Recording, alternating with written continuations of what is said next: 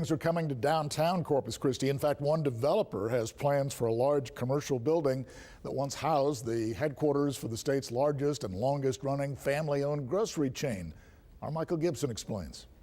This old building in the 800 block of North Broadway has seen a lot of the city's history over the years. And the man who recently bought it, Lynn Frazier, says he's ready to renovate it, return it to its former glory from the early 50s. And he also wants to ensure that it's going to be around for many more years to come. When I was going to college 100 years ago, I was in Kingsville, and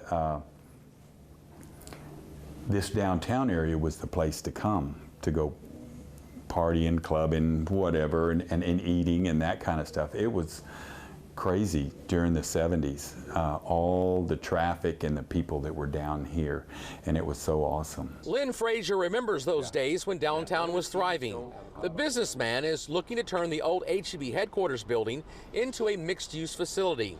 He's going to move his company headquarters onto one floor of the building.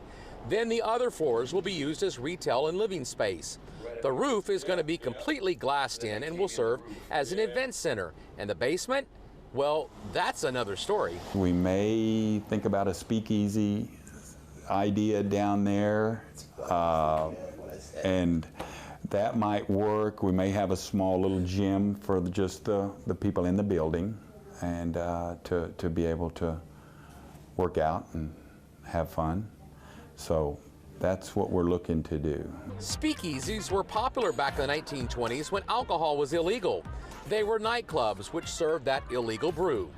Now, Frazier's $10 million renovation plan also got the seal of approval on Tuesday from the city of Corpus Christi.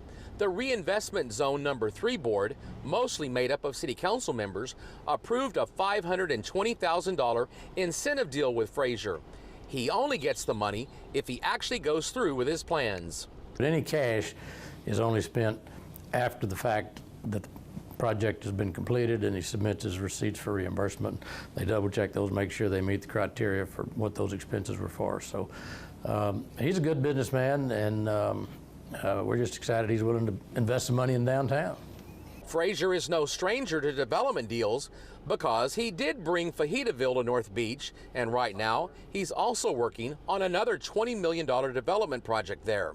He's hoping to begin this renovation of the old HEB building as early as this October.